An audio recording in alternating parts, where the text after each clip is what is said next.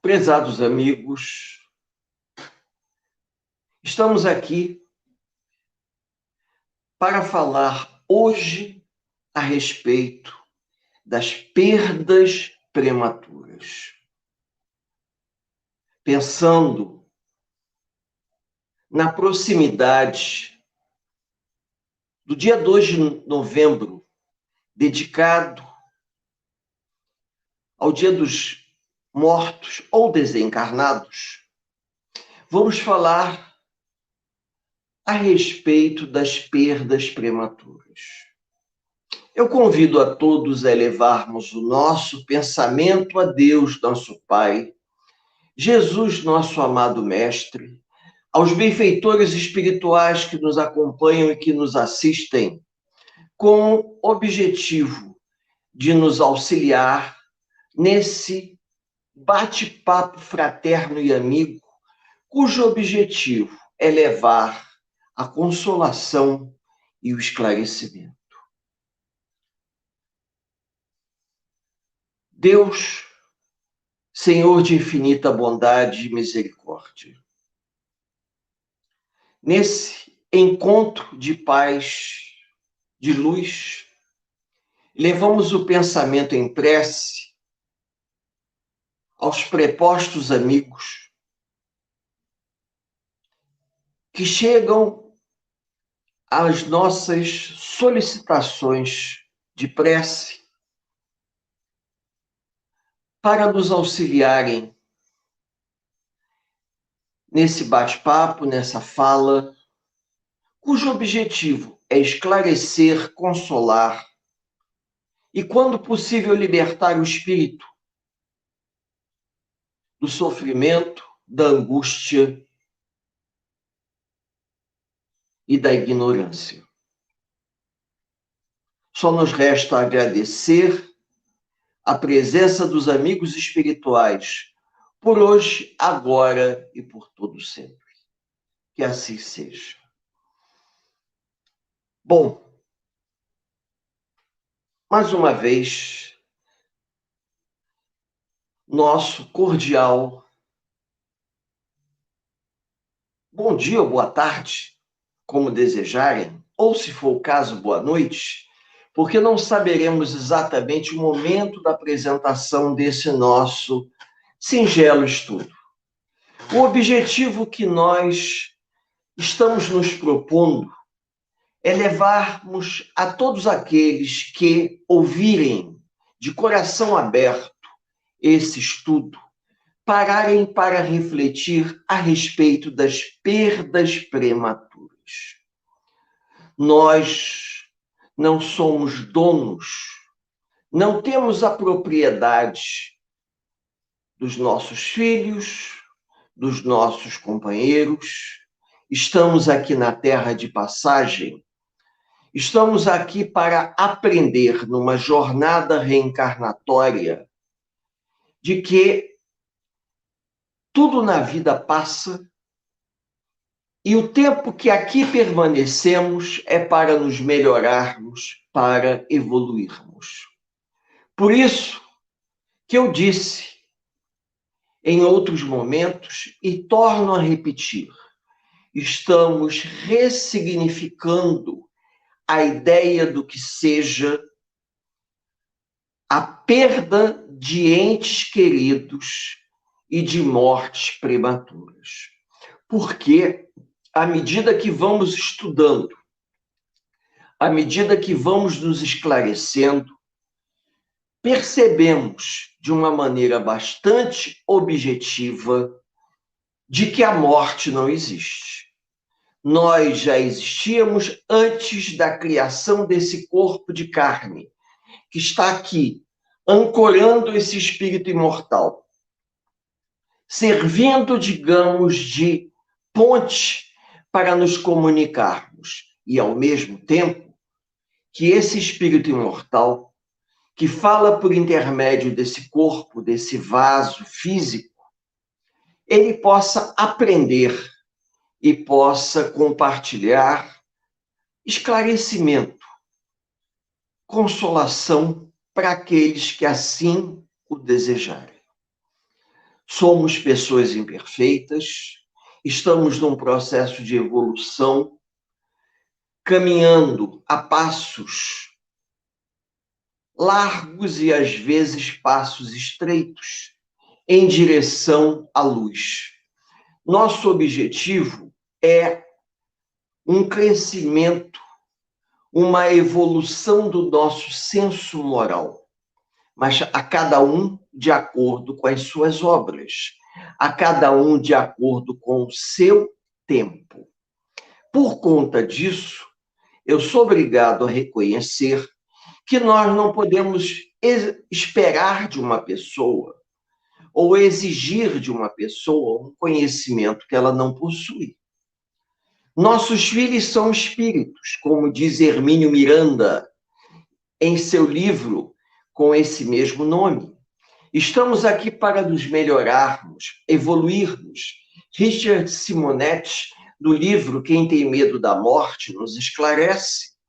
Estamos tentando fazer o que está ao nosso alcance para conviver melhor com a dor, ressignificar o sentido da dor da perda do ente querido, que vai pelas vias normais, que desencarna pelas vias normais ou que desencarna prematuramente por muitos motivos.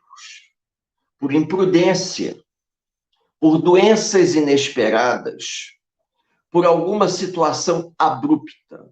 Não estamos aqui para julgar ninguém. Estamos aqui para trocar ideia, trocar conhecimento com aqueles que assim desejarem. Se a perda do ente querido se deu por imprudência do mau uso do livre-arbítrio, nós não estamos aqui para julgar.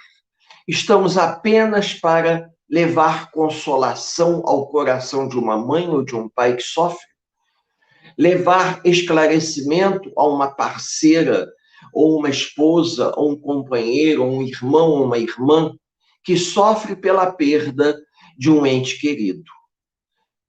Não temos condições nenhuma de julgar o outro, porque também somos criaturas falíveis.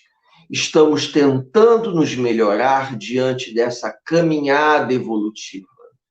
Mas, de vez em quando, também nós escorregamos. E estamos tentando, dentro desse contexto, reunir conhecimento suficiente para poder oferecer àqueles que buscam ajuda, àqueles que buscam entendimento.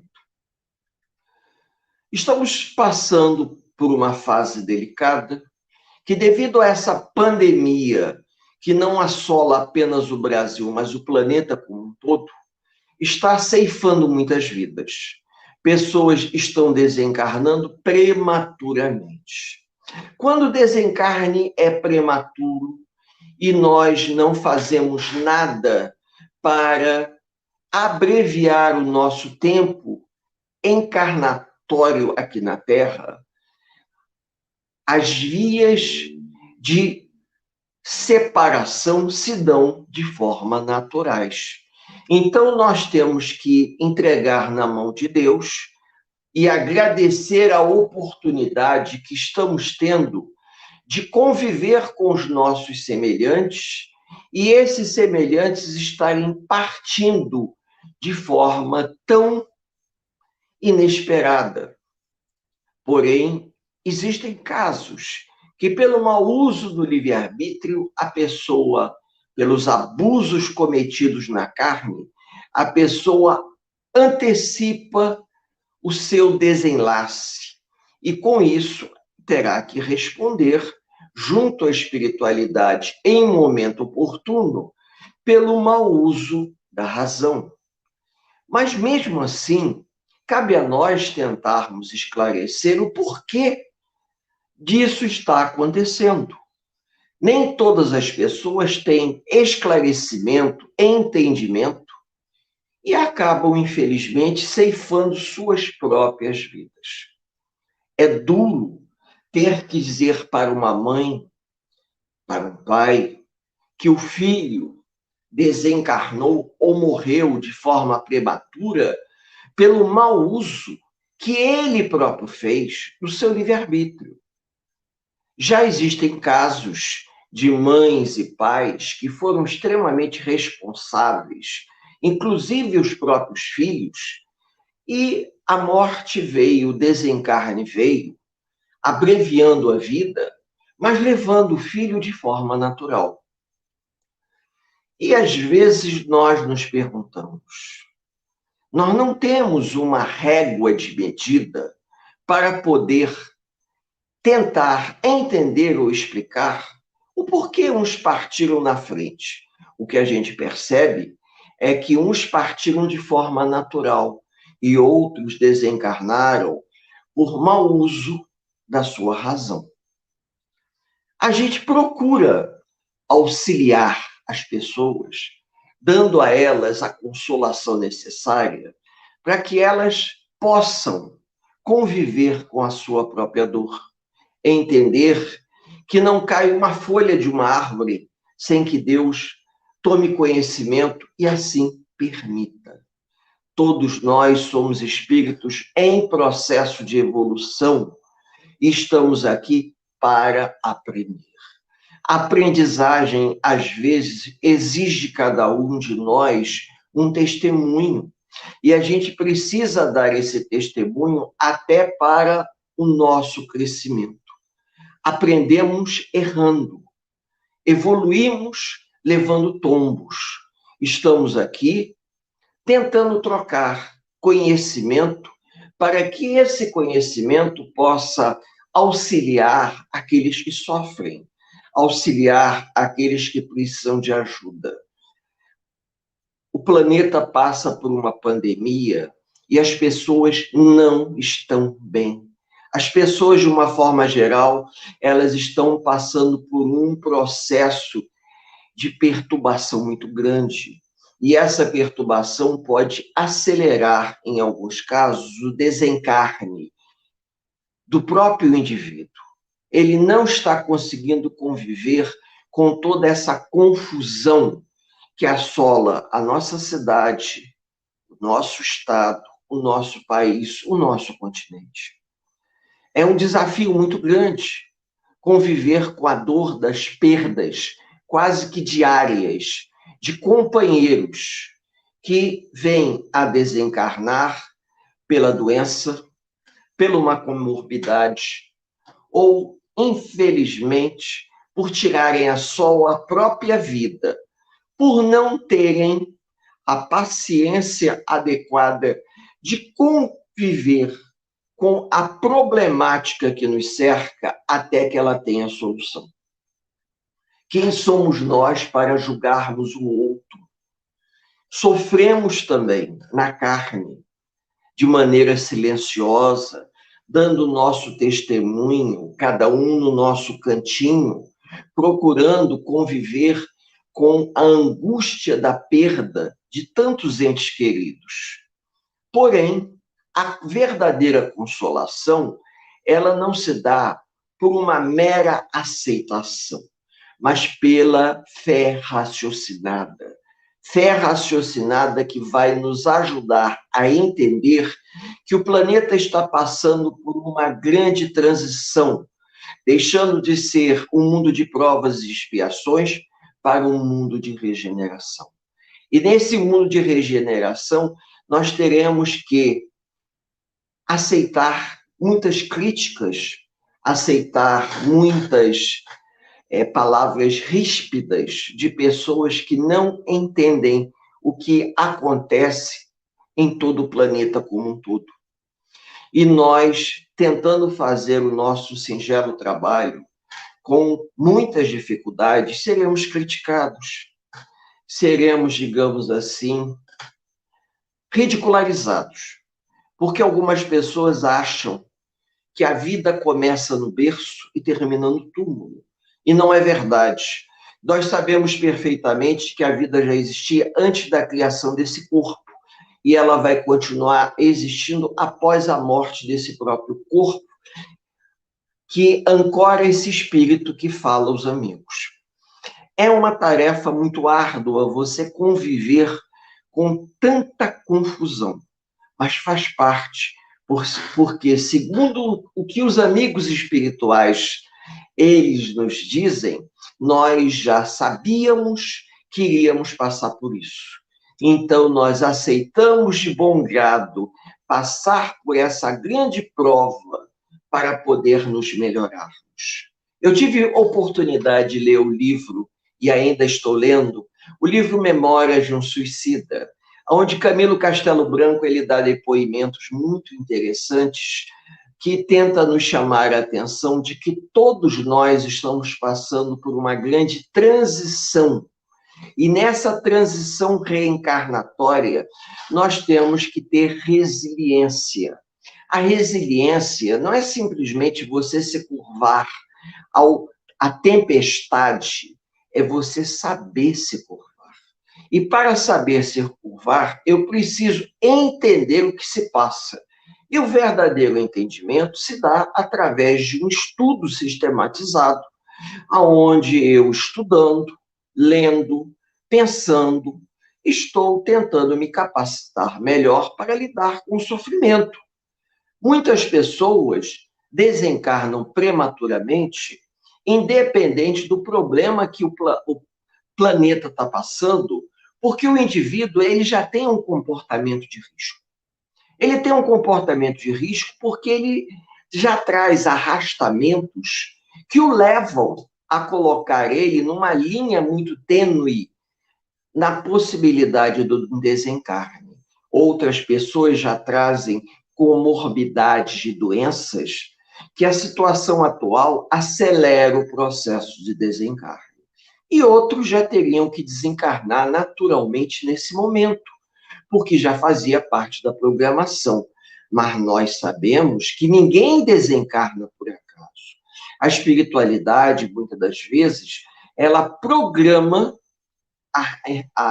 o desencarne e pode reprogramar o nosso planejamento encarnatório. Ao longo do caminho, a espiritualidade pode rever nosso prontuário reencarnatório e chegar à seguinte conclusão: olha, esse rapaz estava para desencarnar daqui a 2 anos, mas ele não está demonstrando equilíbrio suficiente, pode fazer uma besteira. Nós vamos abreviar a reencarnação dele para que ele não se comprometa. Isso é possível? É possível. Porém, isso me perguntaram outro dia. A espiritualidade pode abreviar a encarnação de uma pessoa para que ela não se comprometa? Pode. Mas a espiritualidade, ela leva muito em conta também o livre-arbítrio da pessoa. Ou seja, se o indivíduo já tem conhecimento suficiente, esse conhecimento, ele tem que ser utilizado pela pessoa.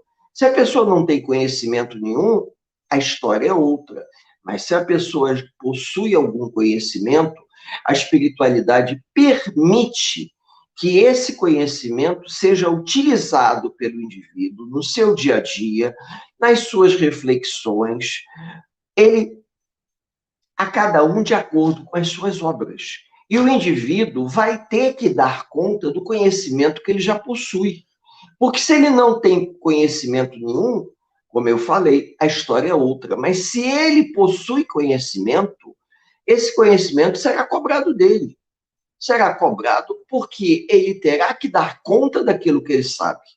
Todos nós que já estamos um pouquinho mais enfronhados na doutrina espírita, nós temos uma responsabilidade do nosso senso moral junto aos nossos companheiros encarnados e junto à espiritualidade teríamos que dar conta. É lógico que nós temos nossas fraquezas, nossos arrastamentos.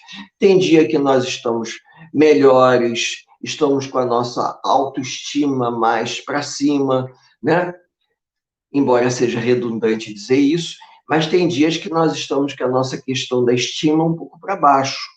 Então, é normal essas oscilações. O que nós não podemos é fraquejar já possuindo conhecimento. Por isso que, no livro Memórias de um Suicida, quando Camilo Castelo Branco ele questiona, junto aos mentores lá do Hospital Maria de Nazaré, sobre a questão do suicídio, o mentor diz para ele uma coisa, que isso é válido em qualquer tempo, em qualquer momento histórico.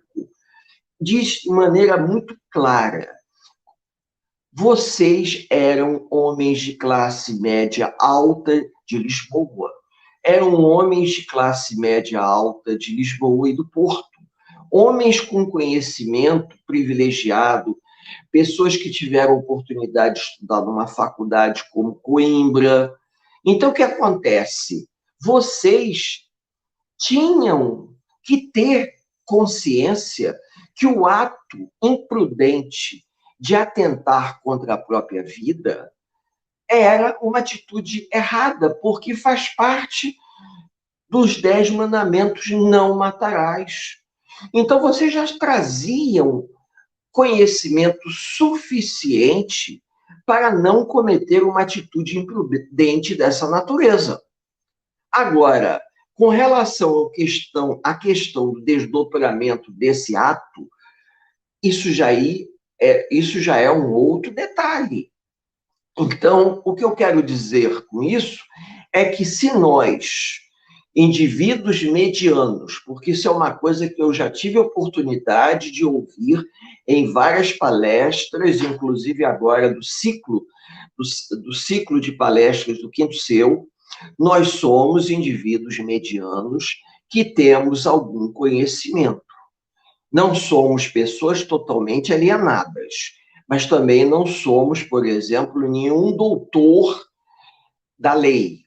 Se nós somos pessoas com conhecimento mediano, nós temos que fazer jus a esse conhecimento, ou seja, colocar em prática o conhecimento que temos, de maneira a usá-lo de forma apropriada, usá-lo de forma inteligente, usá-lo de forma a auxiliar a outras pessoas que precisam de ajuda. É nesse momento que a troca se dá. É nesse momento que todo conhecimento, que toda experiência é vivenciada na casa espírita, vivenciada nos grupos de estudo, vivenciada no EGID, o EGID é o estudo sistematizado da doutrina espírita, vivenciado nas palestras, na troca de conhecimento das reuniões, até mesmo reuniões que não são públicas, reuniões fechadas, a gente tem que fazer valer isso. E nós temos muito acesso, principalmente por conta da mídia de hoje, a facilidade de acesso da internet, a facilidade de acesso do YouTube, a facilidade de acesso de nós termos um celular, um tablet, um computador para comprar um livro, um e-book, comprar um Kindle. Então, isso tudo são ferramentas que, se o indivíduo disser que tem acesso a isso e não faz uso, ele um dia vai ter que responder, porque a espiritualidade pode chegar a ele e dizer o seguinte: olha, meu amigo, você tinha conhecimento, você tinha acesso ao conhecimento. Se você não tivesse acesso a conhecimento nenhum, isso seria um peso a seu favor. Como, infelizmente, eu sou obrigado a reconhecer aqui que eu tenho um companheiro de casa espírita que um dia disse para mim uma coisa que eu achei até um pouco absurda, mas eu entendi o ponto de vista dele, quando disse o seguinte: às vezes eu acho que a ignorância é uma bênção. Aí eu perguntei por quê? Porque quando nós desconhecemos a verdade, a espiritualidade não pode nos cobrar algo que nós desconhecemos. E aí eu questionei dizendo o seguinte: mas você também não acha que nessa altura do campeonato a espiritualidade pode nos questionar do seguinte: você tem acesso ao conhecimento e você finge que não tem acesso a esse conhecimento só para você se esquivar a responsabilidade moral de ter que promover sua mudança íntima, promover sua reforma íntima. Porque quando o indivíduo admite que ele não conhece, tendo acesso a tanta informação, subentende-se que ele está se esquivando a isso.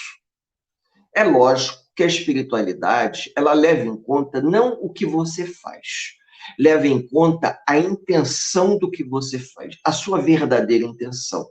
E chega um determinado momento que essa intenção, ela é muito avaliada de acordo com as circunstâncias. E se nós estamos vivendo um momento onde o número de desencarnes é muito grande, e muitas pessoas desencarnam de forma prematura, como eu disse aqui, por conta de doenças oportunistas, por conta de comorbidades, por conta do mau uso do livre-arbítrio, isso será levado em conta, como sempre foi. Quando a gente lê as obras de André Luiz, a gente vê claramente que os espíritos, eles levam em conta o contexto que o indivíduo está inserido. Então, aonde que eu quero chegar? Eu quero chegar que a morte prematura, que ocorre de forma natural, espontânea, dentro de uma programação espiritual, atendendo aos desígnios de Deus, o indivíduo é amparado pela espiritualidade. Uma criança, por exemplo, até seus 7 anos, 8 anos, até mais um pouco, a criança ela é amparada pela espiritualidade porque ela ainda não se envolveu com todas as questões que dizem respeito ao homem adulto, principalmente nos campos da viciação. Agora, quando o indivíduo atinge uma determinada idade, ele faz uso do livre-arbítrio e ele se permite arrastar pelas viciações, ele vai responder por isso. E vai responder por quê? Porque ele tem o discernimento do que ele deve ou do que ele não deve fazer, do que ele pode e do que ele não pode fazer. Mas, infelizmente, quando ele não tem um autocontrole sobre ele mesmo e se deixa arrastar, ele se torna responsável pelas suas escolhas, a cada um de acordo com as suas obras. E aí a gente para e pensa, puxa vida, mesmo no momento de pandemia, nós seremos responsabilizados pelas nossas escolhas? Sim, pelas escolhas em que nós temos a plena consciência do que nós estamos fazendo. Quando nós vamos consolar uma mãe que perde um filho, são situações diferentes. Uma mãe que perde o filho pequeno, como eu tive a oportunidade já de conversar sobre isso, uma criança dormindo, que ela engasga com o próprio vômito, por causa que é muito comum, às vezes, a criança ter refluxo. Ela engasga com o próprio vômito e desencarna por asfixia. Isso se deu de uma forma natural. Esse fato pode estar dentro de uma programação espiritual, onde os pais terão que sofrer a perda do pequenino e a criança terá que passar por essa prova, porque, na verdade, por trás daquele corpo infantil existe um espírito imortal. Agora, quando um pai e uma mãe perdem um adolescente que saiu para a balada e, de repente, não teve a responsabilidade ou foi envolvido num contexto ao qual nós não sabemos, nós não temos uma régua de medida para saber até que ponto aquele acontecimento fazia parte de uma programação que arrastou o jovem àquela situação e leva ele a um desencarne, porque fazia parte da programação que ele desencarnasse naquelas condições duvidosas, onde a gente não sabe até que ponto ele próprio se colocou em risco ou ele foi levado àquela situação. Porque é muito comum, a gente observa na mídia, nos meios de comunicação, situações duvidosas. Você não sabe até que ponto o jovem ele se envolveu naquele contexto ou ele foi envolvido nesse contexto. Porque existe uma afinidade vibratória, uma sintonia, onde o indivíduo é atraído e ele atrai. Então, às vezes, nós não sabemos até que ponto a situação levou o indivíduo ou o indivíduo deixou ser levado. E já existe aquela situação de uma mãe com uma certa idade que vem e nos procura pela perda de um filho. Um filho que tirou sua própria vida já com uma idade avançada. Por conta do quê?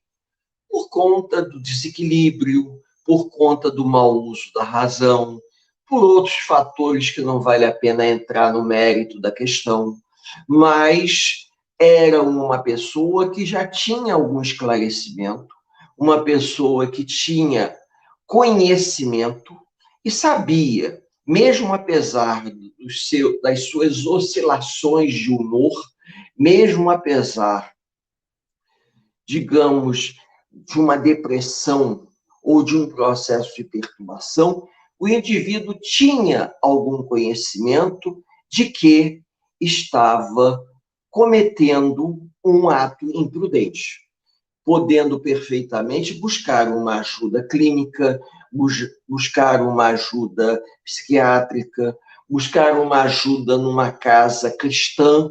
Eu já não digo nem necessariamente numa casa espírita, mas poderia ser numa instituição cristã, porque ele estava passando por algum problema de ordem existencial e poderia buscar um aconselhamento. Como eu disse aqui, nós não estamos julgando ninguém.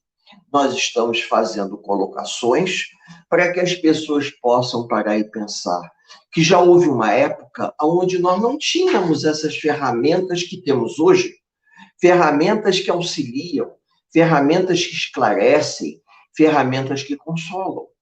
Naquela época, as pessoas estavam muito mais à mercê da sua própria sorte ou de uma orientação espiritual, levando o indivíduo a bater numa igreja, numa instituição religiosa. Mas hoje, nós temos grupos que trabalham na internet, grupos que trabalham com um sistema de telefone que você liga, eles atendem, conversam com você, justamente para orientar, para esclarecer.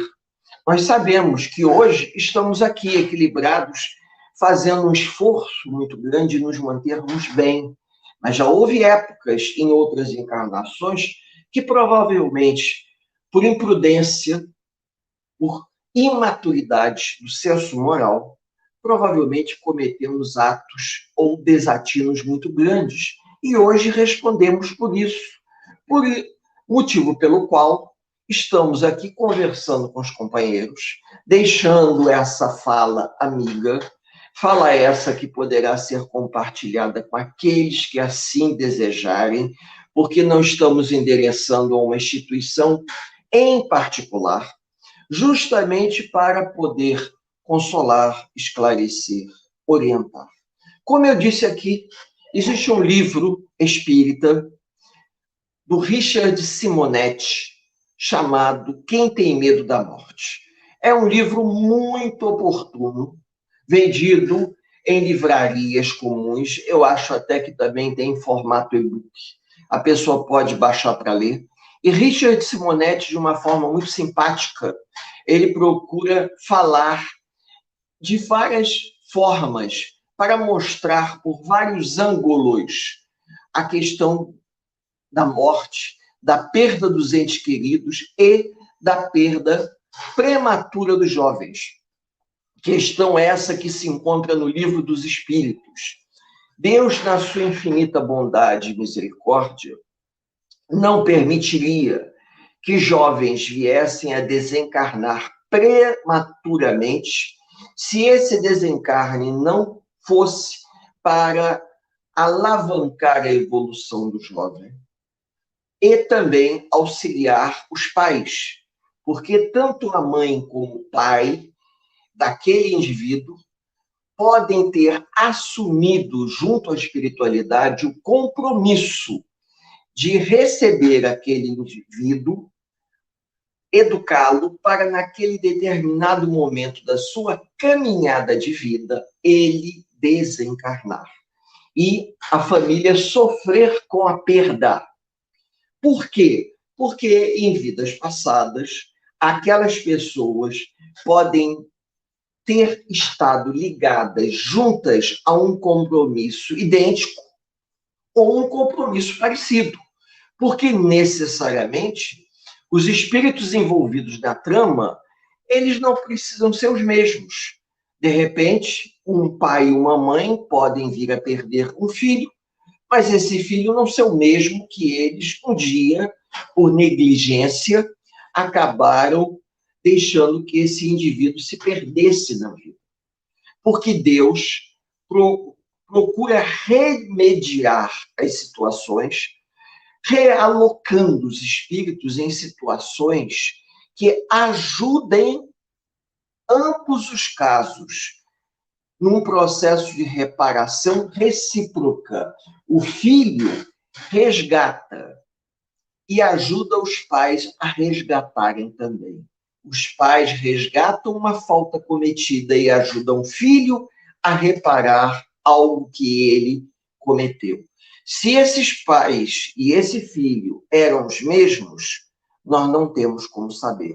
O que nós sabemos, inclusive André Luiz já nos disse isso mais de uma vez, que quando os espíritos, eles se perdem ao longo das encarnações, porque o processo de evolução é muito individual, mas eles ainda estão presos, ancorados a provas que não conseguiram superar. A espiritualidade reúne espíritos com características semelhantes, para que eles possam, numa nova reencarnação, viver uma experiência parecida com aquela que deveriam ter superado e não superaram. Então, eles resgatam, reparam, se reconciliam por intermédio da convivência com outros companheiros que precisam passar por provas semelhantes. Vejam, fica difícil. Se Chico Xavier estivesse aqui, encarnado, porque desencarnado ele está, ele não morreu, ele só desencarnou, ele talvez tivesse a oportunidade de nos dar testemunhos fantásticos. Existe um livrinho de Romeu Grise e Gerson Sestini, que foi um livro organizado por esses dois companheiros, chamado Inesquecível Chico, onde Chico narra histórias fabulosas, histórias de processos de reencarne, de reparação, onde crianças que apresentam sequelas como portadoras de necessidades especiais por terem feito mau uso do livre-arbítrio em vidas anteriores. E os pais, muitas das vezes, podem não ter ligação nenhuma com aquele espírito, mas receberam o espírito porque aceitaram a missão de ajudar aquele indivíduo que passa por uma prova muito dura, a reparar uma falta cometida. Enquanto isso, o pai ou a mãe, indiretamente ajudando aquele que precisa, se ajuda também. É uma ajuda mútua. Então, como eu disse aqui, para nós irmos já terminando, as mortes prematuras não são mortes prematuras, são sob o ponto de vista do olhar do homem encarnado. Sob o ponto de vista espiritual, como diz Emmanuel, existe toda uma trama reencarnatória que revela o porquê daquele acontecimento. Às vezes, o indivíduo, em vidas anteriores, abusou de tal forma que ele precisou retornar à matéria, num novo corpo de carne, para passar por uma prova, para poder resgatar a falta cometida. Como nós não conhecemos os bastidores da história, a gente, digamos assim, pega o bonde andando, a gente não entende e acha que aquela morte é uma morte prematura. Mas não é uma morte prematura, não existe isso. Dentro da programação espiritual, não existem mortes prematuras. A espiritualidade pode até interferir, como eu disse aqui, antecipando a morte de um jovem, desencarne de um jovem, quando a espiritualidade percebe que esse jovem está num bom caminho, mas talvez por imaturidade pode se comprometer levianamente, então esse jovem vai ser retirado do corpo físico. Isso pode acontecer. Agora, quando um jovem, por livre-arbítrio, pelo arrastamento das suas más inclinações, pelo abuso, o mau uso do seu próprio livre-arbítrio, das suas escolhas, ele abrevia a morte do corpo físico por, por alguma atitude imprudente que ele veio a cometer, ele vai responder por isso, como um suicídio direto ou um suicídio indireto. Mas no caso da morte prematura, não existe morte prematura. Nós é que enxergamos isso, porque o homem ele tem uma tendência muito grande, que eu acho até que faz parte da nossa cultura, a enxergar as coisas de forma romanceada. Então, por ver a vida de forma romanceada, o homem enxerga a morte de uma criança como uma morte prematura. Mas se nós formos olhar, digamos, nos bastidores da vida, que aquela criança é um espírito imortal, que já viveu várias encarnações. Naquela encarnação, aquele espírito imortal ele está ocupando um corpo de 2, 3 anos, mas é um espírito imortal. Então, nós vamos chegar à conclusão que ele simplesmente cumpriu uma programação. Então, se ele completou a programação e a programação só exigia que ele vivesse mais um pouco, nós temos que agradecer a Deus o fato da gente ter tido a oportunidade de ajudá-lo, a oportunidade de ter convivido com ele, a oportunidade de ter nos esclarecido e feito o que estava a nosso alcance para auxiliá-lo. É lógico que fica o carinho, fica o amor. O amor é a saudade que fica. E quando nós não temos esclarecimento suficiente, existe um sofrimento, não há dúvida. Mas quando a doutrina espírita ela tem a oportunidade de nos esclarecer, nós abreviamos o sofrimento. A dor da perda, o susto da dor da perda, ele é quase que inevitável. Sejamos sinceros. Quando você está em casa, recebe um telefonema de que perdeu um ente querido num acidente de carro, num infarto fulminante, num AVC, num mal súbito, o impacto da dor da perda existe, mas o arrastamento do sofrimento ele pode ser minimizado em muito no momento que nós temos esclarecimento. Quando a gente observa que o nosso familiar, nosso ente querido, desencarnou de uma maneira natural, e não pelo abuso, e não por ter tirado sua própria vida, indo contra as leis morais da vida.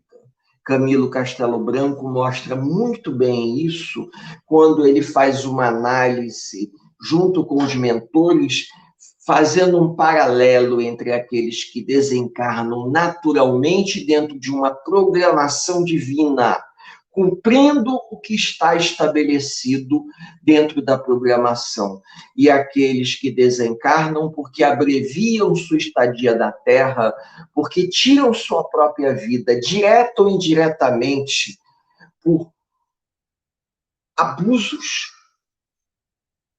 de vários tipos de situação, que não vem o caso aqui entrarmos no mérito. o nosso objetivo é consolar o coração de uma mãe, consolar o coração de um pai, consolar o coração de algum companheiro que sofre.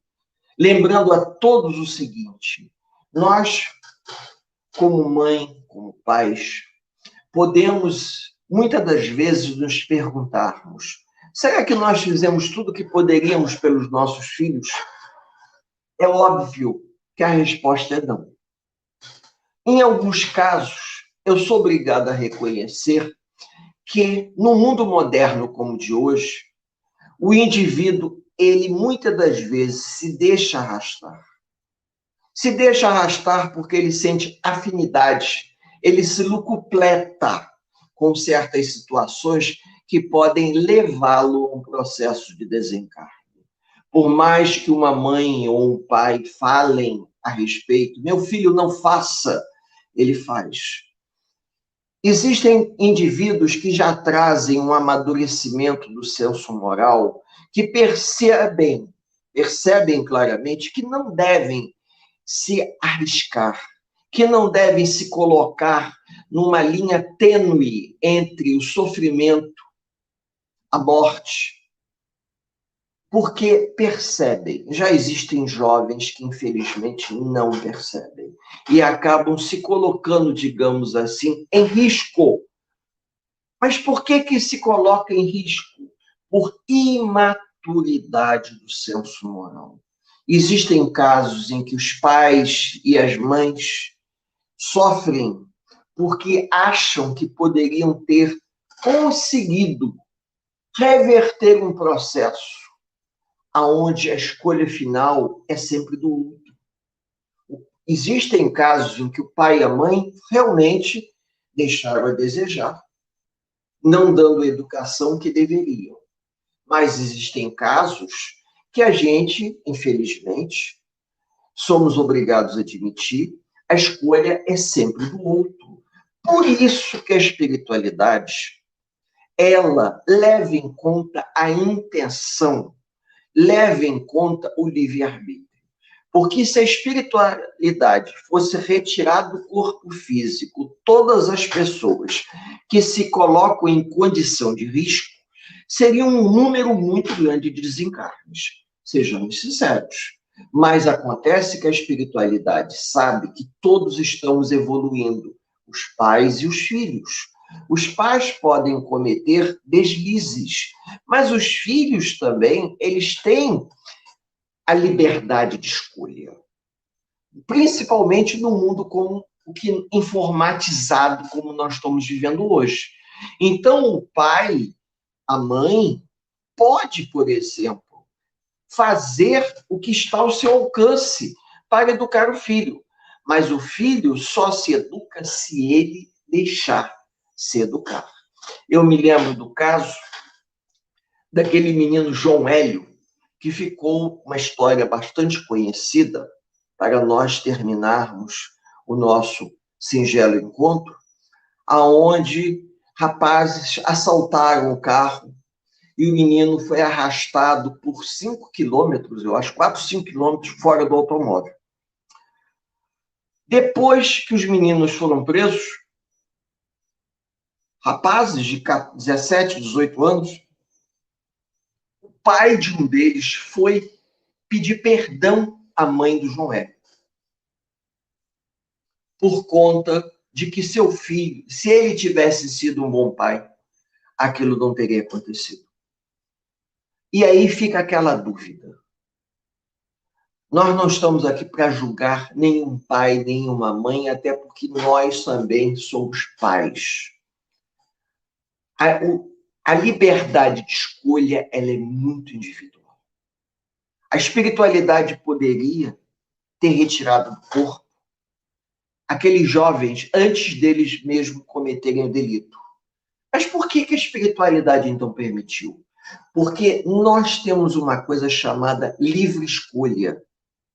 E nós, muitas das vezes, precisamos aprender através do sofrimento próprio. Porque da mesma forma que os jovens que cometeram delito aprenderam, o espírito de João Hélio que veio a desencarnar naquele momento, reparou uma falta cometida em um passado distante. Nada acontece por acaso. Nenhum incidente se dá sem que Deus, na sua infinita bondade e misericórdia, esteja velando ao lado de cada um para que as pessoas possam progredir, crescer e evoluir. Para que a gente possa finalizar esse nosso singelo encontro, eu convido a todos a elevarmos o pensamento em prece, para agradecer os momentos que tivemos aqui trocando ideias. Só me resta agradecer a Deus, aos trabalhadores do mundo invisível, pela oportunidade dessa troca fraterna de pensamentos. Talvez um pensamento ou outro não tenha ficado bem colocado, mas faz parte do nosso processo de amadurecimento, nosso processo de evolução mental. A nossa intenção é consolar aquele coração que sofre. Que esse coração de mãe e de pai sofra pela saudade. A saudade é o amor que fica. Não sofram por culpa. Estamos aqui para nos melhorarmos. Estamos aqui para nos tornarmos seres humanos melhores. Que Deus, na sua infinita bondade e misericórdia, abençoe a todos nós, nos dois planos da vida, por hoje, por amanhã e por todo sempre. Que assim seja. Um grande abraço fraterno em todos. Até uma próxima.